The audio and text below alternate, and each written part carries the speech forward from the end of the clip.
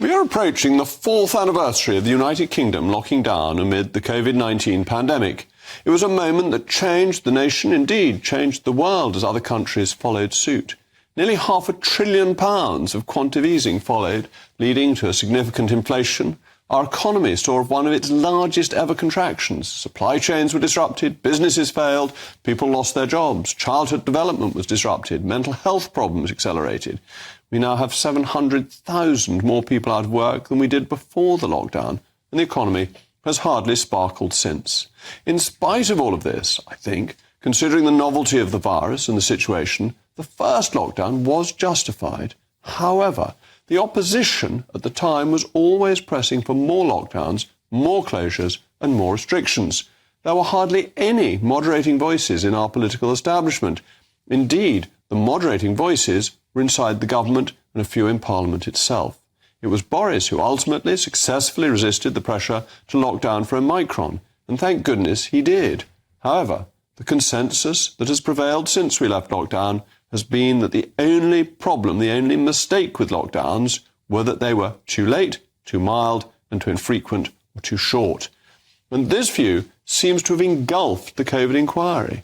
A number of scientists have made these very suggestions about lockdown to the inquiry and went unchallenged on the view that it wasn't harsh enough. And this is why today's news about a letter from more than 50 leading public health academics accusing the inquiry of fundamental bias and a failure to examine the costs of the lockdown is welcome. The letter, which was organised by Dr. Kevin Bardosh, an expert in infectious medicine, lambasted the inquiry for the following. The inquiry has shown clear signs of bias, owing to the fact that the inquiry originated with petitions from bereaved families. It has excluded an all-encompassing approach that includes those who suffered from the effects of lockdown. The inquiry appears to accept as gospel truth the assumption that lockdowns are proportionate, for when public health consensus prior to the pandemic was that lockdowns had weak evidence of effectiveness. The inquiry lacks impartiality when it comes to questioning expert witnesses. It has given a lot of time to sage scientists, despite the fact that it is their interests to justify the policy recommendations they themselves made. The inquiry has taken a legalistic rather than a scientific approach, leaving gaps in scrutinising scientific policy. And last, it risks reducing public trust. And that perhaps is the most crucial point of all.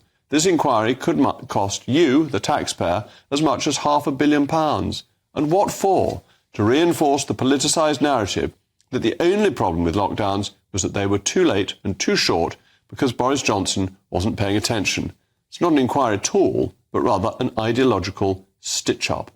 As ever, let me know your thoughts, mailmog@gbnews.com.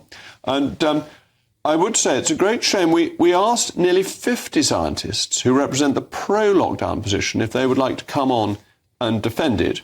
Not one of them said yes. If there are any pro-lockdown scientists watching, please mail Mog and we will read out what you've got to say. But I'm now joined by Professor Angus Dalgleish, oncologist and infectious diseases expert.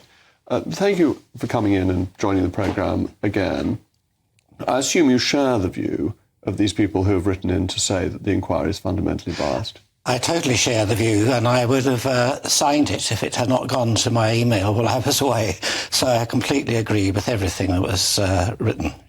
And it does seem to me that the inquiry decided from day one that the politicians were the baddies and that we should have followed a New Zealand approach and locked everybody up as harshly as possible, as early as possible, ignoring the knock-on effects of lockdown on people's mental health, on the economy, and the cost balance between the policy decisions that were made and the economic consequences.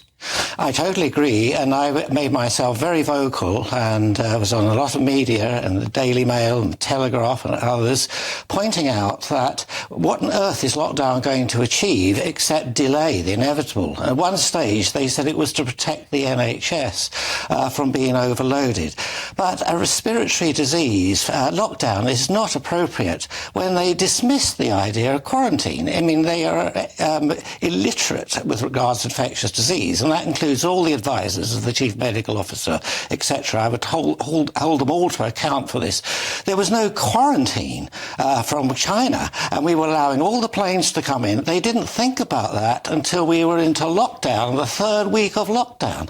Now, I immediately pointed out, I was doing the clinics with patients, and said, if you do lockdown, especially in cancer, my speciality, I wasn't going to be diagnosing early, I wasn't going to be treating, and the knock-on effect of this was going to be a disaster just from that point of view alone. And it's not just that, but it's also the economic effect that if a country is getting richer, by and large, life expectancy grows. And that if a country gets poorer and you have strong economic effects of a lockdown, then that has a health consequence. A massive health consequence, as we are seeing very much now.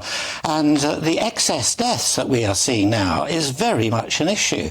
When you have a pandemic and you have a blip in deaths, it's normally followed by a sort of reactive, you can't die twice effect. And so you have a reduction. But no, with this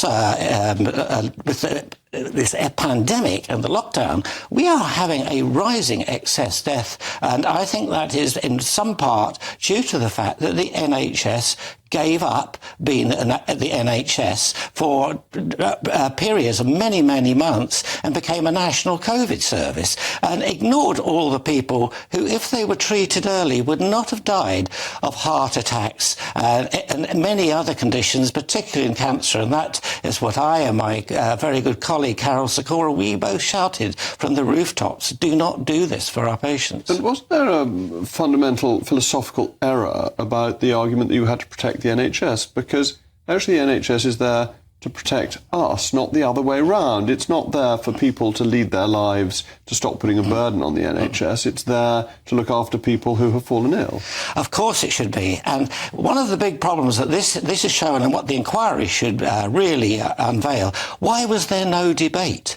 Why were people like myself dismissed, possibly as being a maverick, as some people call me? But I found that there are dozens of people who gave the same advice to the government, and we were completely ignored. There was no debate about this. And I was a great admirer of the Swedish Angus Tegnell, who basically stood his ground and said there's no evidence that this will do anything of any good, especially as the average age of death, this data was starting to come in rapidly. Average age of death from COVID was 82, and the average age of death of everything else was 81. So why would you want to destroy everybody's lives and the economy in order to prevent that? And Boris Johnson made this point early on, and the inquiry mocked him for making this point as if it was the most callous thing anybody could say. But actually, it was a perfectly reasonable, intelligent point to make. It was the obvious point to make. So why did everybody mock? I believe they had an agenda that they were going to actually force it through, whether we liked it or not. I mean, I wrote papers to the cabinet, to Chris Whitty and everybody, starting with the fact the virus clearly had been engineered and escaped from the lab. That was all just pushed aside as rubbish. What do I know, etc. And we did the same with regards to the dangers of lockdown for a respiratory organism which clearly was not that lethal to the average person. And there was an awful lot of strange groupthink early on and change in view. So, first of all, people thought that stopping flights from abroad wouldn't make any difference. Then they thought that you couldn't lock down for very long because people wouldn't accept it. They kept on changing their view, but they then all moved in a pack. It was very hard to get any alternative view considered in this process. Well, there were plenty of alternative views, but they wouldn't consider them. They weren't listened to. They weren't listened to. And I'm surprised that I wasn't the only one. I was made to feel like a post office sub-postmaster. I'm the only one who can't get the accounts right. No, I've subsequently followed, like the postmasters. There were dozens and dozens and dozens of us. Many people, incredibly eminent, and with fantastic track records. They were treated as non-entities by the SAGE committee. I mean, you couldn't make it up. I don't think I would choose any of them if I was asked to form a SAGE committee. And what worries me is that this inquiry does seem to be heading towards a conclusion we should have locked down earlier and harder, whereas actually the reverse seems to be true. And if we draw on this committee for a future pandemic, we will get completely the wrong response. I couldn't put it better myself. I think that's absolutely the case. I personally would sack all the SAGE, all the advisory committees, because they've become too internecine, and they basically are too, like what they call the Westminster bubble, as you know. They just don't listen to anything outside. And myself and other doctors were in the real world seeing patients, and also I've done a lot of general medicine, and I knew that this would absolutely be a disaster, just for minor things, restriction of exercise, keeping people inside drops the vitamin D, the various things you need to keep healthy to brush off a virus. Thank you very much. A spokesman for the inquiry said the inquiry was established in June 2022 and is entirely independent.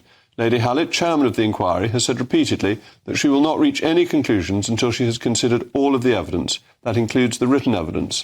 The inquiry does not act on assumptions and has called expert witnesses who question the use of lockdowns and other interventions, as well as experts who advise on the imposition of lockdowns. And that's certainly encouraging, and we hope that that will prove to be the case.